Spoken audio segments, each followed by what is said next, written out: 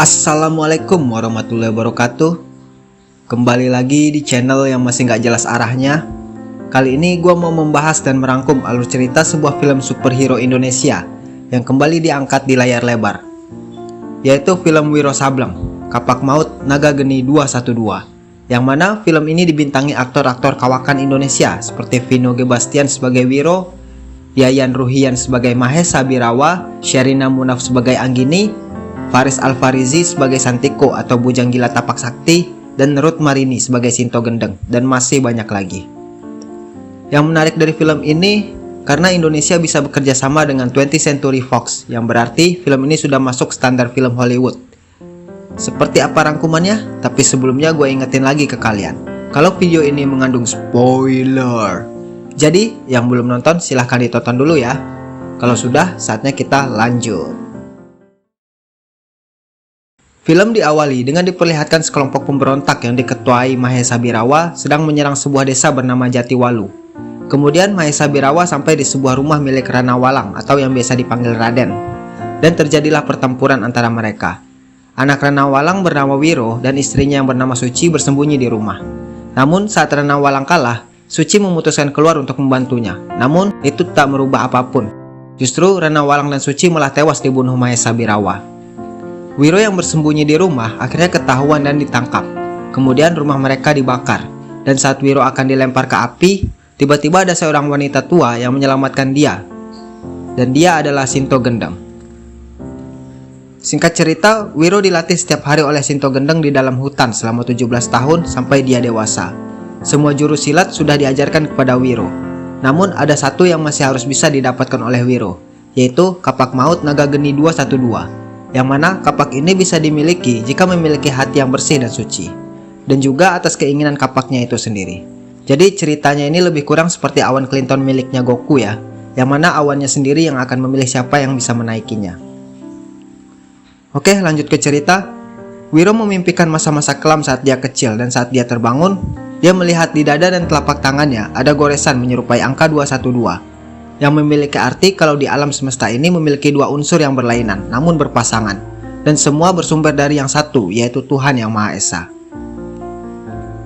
Kemudian Sinto Gendeng menceritakan kepada Wiro bahwa 40 tahun lalu dia pernah mengangkat seorang anak laki-laki seperti Wiro dan menjadi harapan untuk menjadi pewaris Kapak Maut 212. Namun harapan yang besar juga menjadi kekecewaan yang besar, karena di suatu hari saat Sinto Gendeng pulang, dia melihat muridnya mencuri Kapak Maut 212 yang kemudian dihadang oleh Sinto Gendeng. Dengan rasa kecewa, Sinto Gendeng mengusir muridnya itu, dan dialah Mahesa Birawa. Kemudian Wiro ditugaskan untuk mencari Mahesa Birawa tersebut. Kemudian scene berpindah ke sebuah desa bernama Kalijaga. Sang raja bernama Kamandaka mendapatkan kabar kalau sedang ada pergerakan mencurigakan menuju desa. Sang raja sangat khawatir karena Putri Rara Murni dan pangeran masih berada di perjalanan pulang kembali dari berlatih. Kemudian penasehat raja meminta untuk mengerahkan panglima untuk menjemput pangeran agar bisa sampai dengan selamat.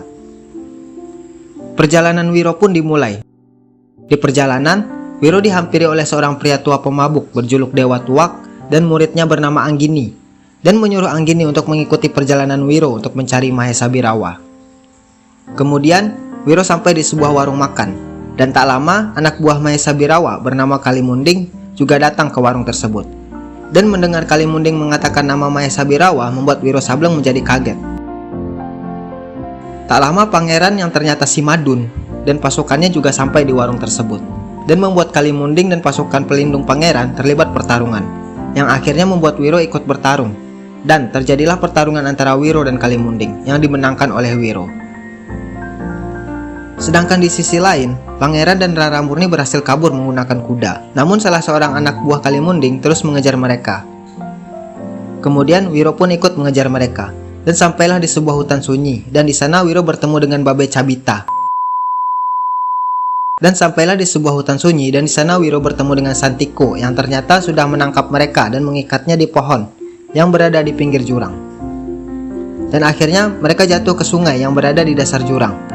Di sini Anggini juga sudah berhasil mengejar Wiro ya, yang mengira kalau Santiko itu adalah Mahesa Birawa. Jadi dia langsung menyerang begitu aja saat Wiro dan Santiko sedang bertarung. Sedangkan di sisi lain, sang pangeran tertangkap oleh anak buah Kalimunding. Sedangkan di markas Mahesa Birawa ingin mensabotasi dan menghancurkan kerajaan yang ternyata dibantu oleh orang dalam dari kerajaan.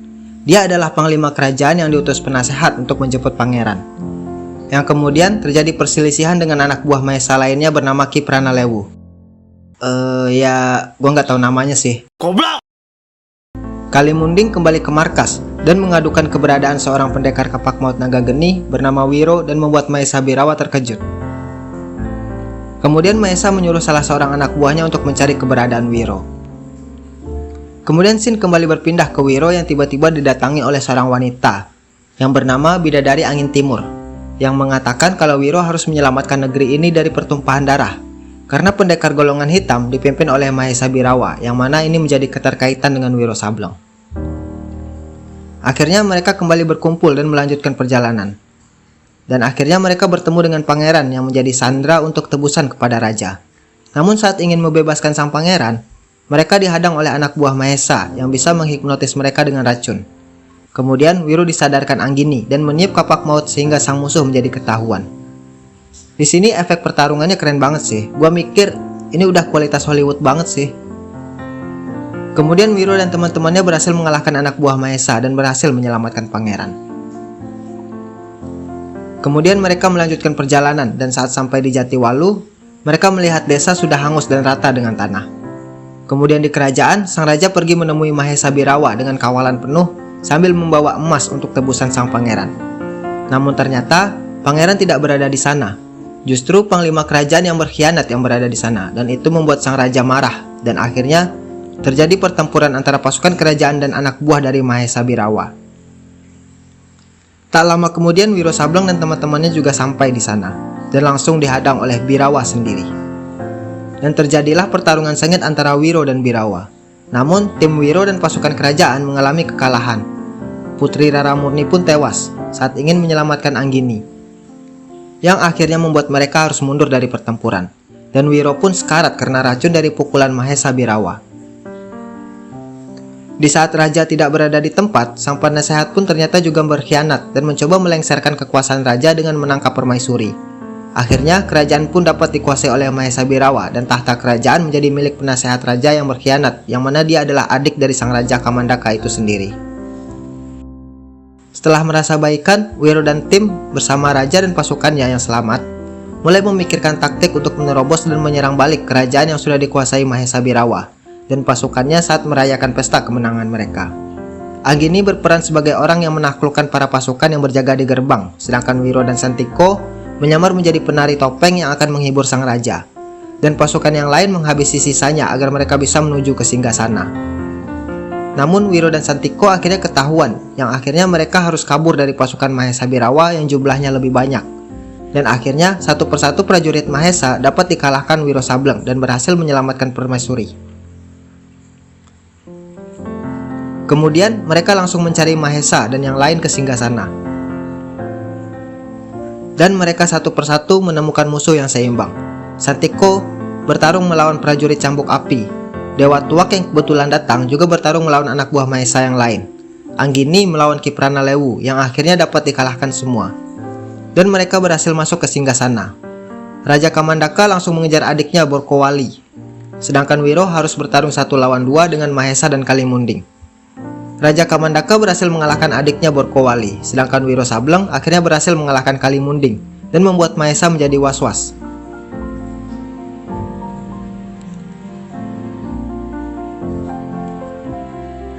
Dan akhirnya pertarungan sengit antara Wiro dan Mahesa Birawa terjadi. Pada awalnya, berkali-kali Wiro dengan mudah dapat dikalahkan Mahesa. Namun saat Mahesa ingin mengakhiri pertarungan dengan pukulan mautnya, kapak naga geni menyelamatkan Wiro. Kemudian Wiro menggunakan jurus seruling sakti dari kapak untuk mengalahkan Mahesa. Coba kita dengar dulu seperti apa sih.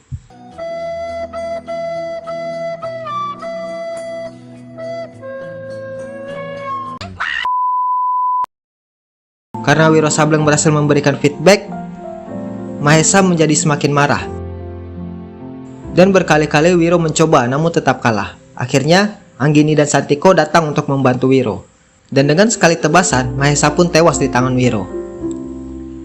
Dan akhirnya Wiro, Anggini, dan Santiko melanjutkan perjalanan mereka, dan di tengah jalan mereka pun berpisah untuk melanjutkan misi mereka masing-masing. Dan film pun selesai. Oke, itulah rangkuman alur cerita film Wiro Sableng yang tayang di tahun 2018 lalu. Bagaimana menurut kalian? Kalau menurut gua, film-film Indonesia udah bisa diakui dunia kalau dilihat dari segi cerita, visual, dan efek nih. Oh ya, di akhir film ada sedikit kredit yang menceritakan kalau Mahesa Birawa ternyata masih hidup dan menyuruh muridnya untuk menguasai kitab wasiat iblis. Dan apakah Wiro Sableng akan mendapatkan sequel? Kita nantikan saja gimana ke depannya. Oke, terima kasih yang sudah mampir di channel Mainin. Jangan lupa like, share, dan komen. Dan jangan lupa subscribe channel Mainin. Oke, saatnya gua undur diri dan jamatane. Matane sopo mas? Halah.